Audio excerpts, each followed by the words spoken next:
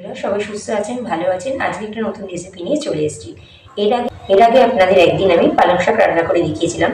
আমি আজকে আপনাদের শেষ পালং রান্না করে দেখাবো। পুরো রেসিপিটা শুরু থেকে শেষ পর্যন্ত দেখতে থাকবেন, আমার পাশে থাকবেন, আমাকে সহযোগিতা করবেন। তো চলুন দেখে নিন আজকে রেসিপিটা। দেখো, তেলটা আমার গরম হয়ে গেছে। তেলটা আমি কড়াইয়ের চারিদিক দিয়ে ভালো করে লাগিয়ে নিলাম। এবার আমি এই তেলের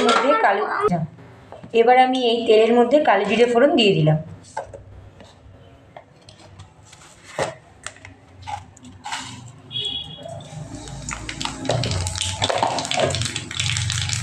কালো জিরেটা আমি একটু তেলের মধ্যে হালকা করে ভেজে নিলাম।